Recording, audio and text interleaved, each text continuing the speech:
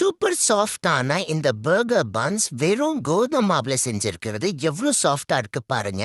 நல்ல சூப்பர் சாஃப்டா கோதுமை மாவுலையும் செய்யலாம். வாங்க எப்படி செய்யறதுன்னு பார்க்கலாம். இதுக்கு வந்து 1 டேபிள் ஸ்பூன் சுகர்ல டீஸ்பூன் இன்ஸ்டன்ட் ஈஸ்ட் ஆட் பண்ணிக்கோங்க. 1 கப் வார்மா இருக்கணும், வாட்டர் ஹாட்டா இருக்க கூடாது. ஆட் பண்ணிட்டு நல்லா மிக்ஸ் பண்ணிடுங்க. அதுக்கப்புறம் 10 மினிட்ஸ் அப்படியே வச்சுன்னா ஈஸ்ட் வந்து அப்படியே ரைஸ் ஆயிடும்.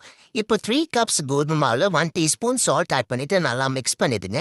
ஹாஃப் அ கப் காய்ச்சி ஆற வச்ச பால் தான், ஹாட்டெல்லாம் இல்லை. அதையும் ஆட் பண்ணிட்டு ஈஸ்ட் நம்ம மிக்ஸ் பண்ணி வச்சோம், அதையும் ஆட் பண்ணி 1 டேபிள் ஸ்பூன் சாஃப்டான பட்டர் ஆட் பண்ணி மாவு நல்லா பிசைஞ்சிக்கோங்க. ஃபர்ஸ்ட் பிசையும் போது ஹார்டா இருக்கிற மாதிரி இருக்கும். தண்ணியோ பட்டரோ எதுவுமே சேர்க்காதீங்க. இந்த அளவு கரெக்டா இருக்கும். ஸோ பிசைய நல்லா இந்த அளவுக்கு சாஃப்ட் ஆயிடும். ஒரு 12 மினிட்ஸ் நல்லா மாவு பிசைஞ்சினா தான் ஈஸ்ட் ஸ்மெல் வராது. பர்கர் பன்ஸ் நல்லா சாஃப்டா இருக்கும். அப்படியே க்ளோஸ் பண்ணி 45 மினிட்ஸ் வச்சு எடுத்தீங்கன்னா மாவு வந்து அப்படியே ரைஸா இருக்கும். ஏற பஞ்ச் பண்ணி எடுத்துட்டு இப்போ ஈக்குவல் சைஸஸ்ல கட் பண்ண போறோம். ஈக்குவல் சைஸ்ல கட் பண்ணிங்கன்னா எல்லா பர்கர் பன்ஸும் ஈவனா பேக் ஆகி வரும். நல்லா மிக்ஸ் பண்ணிட்ட அப்புறம் இதை கட் பண்ணிக்கலாம். கட் பண்ணிட்ட அப்புறம் நீங்க உள்ளங்கையில அப்படியே வச்சு நல்லா இப்படி ரவுண்ட் பண்ணிட்டு இது இந்த ஷேப்ல வந்துடும். கீழே ஓப்பனா இருந்துச்சுன்னா டக் பண்ணி விட்டு ஷேப் பண்ணிக்கோங்க. இப்போ லைன் பண்ண பேக்கிங் ட்ரேல இந்த பன்ஸ் வந்துட்டு பிளேஸ் பண்ணிடுங்க. அப்படியே அமுக்கி விட்டுடுங்க. கொஞ்சம் உப்பலா இருக்கும்.